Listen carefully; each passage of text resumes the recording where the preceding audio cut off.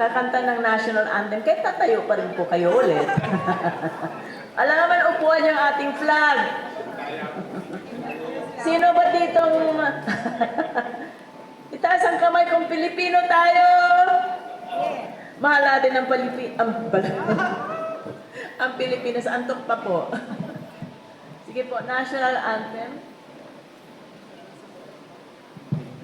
Bayang magiliw, bayang magiliw, pero sa silanganan, alam ng puso, sa dibdib mo'y buhay, lupang hinirang, duyan ka ng magiging, sa manlulupi, di ka pasisihin, sa dalag at bundok, sa simoy at sa langit mong bughaw, may nilagang tula at awit sa paglayang minamahal. Ang kislap ng watawat mo'y tagumpay na nagdidinding.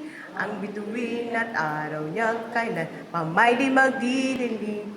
Lupa ng araw ng walhati pagsinta, buhay ay langit sa piling mo.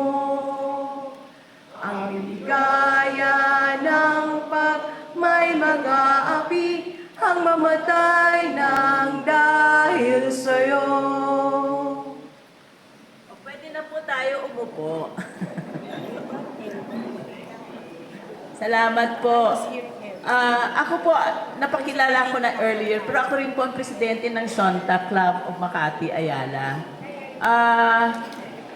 Ang advocacy po ng Zonta ay para sa kababaihan, o ulitin ko, pabahay at pangkabuhayan. Yun naman ang gusto natin tayo, di ba? Yung magkaroon tayo ng sariling bahay. Kaya nandito yung Pag-ibig Fund na pinahiram sa atin yung kanilang Pag-ibig on Wheels.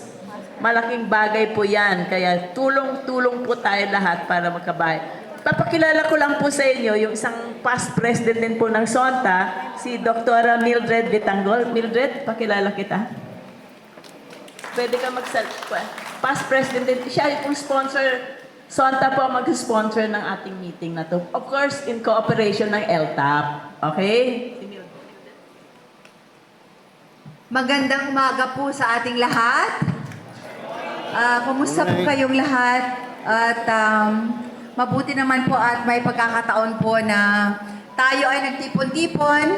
Nagpapasalamat po ako kay aking good friend, very good friend, Rosemary Basa, na kami po ay naanyayahan dito sa sumama kami dito sa pulong-pulong ninyo. At sabi nga kanina, ako ay past president din po ng Zonta Club of Makati, Ayala. Ito po ay isang international organization.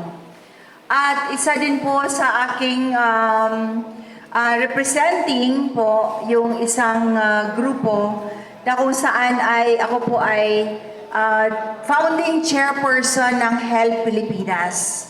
Ang HELP Pilipinas po ay acronym po ng Health Education and Livelihood Program. At ito po ay dati-dati na po kaming gumagawa ng mga humanitarian services. At align po kami dito sa layunin ng gawain ngayon na may programa po ang LTAP. Kaya kami po ay sumusuporta po dito. At may mga familiar faces po kami. Like for example, si Sir Orly Marquez. Sir, magandang umaga po. At kami po ay natutuwa na kami po ay naanyayahan dito at makakasama po tayong mag-usap-usap at magpaplano po kung ano po ang mas magandang programa po dito sa LTAP para po i-serve yung mga transport system, the drivers, lalo na yung mga drivers kasi kayo po yung talagang hari dito, kayo yung pinaka priority po sa programa ng LTAP.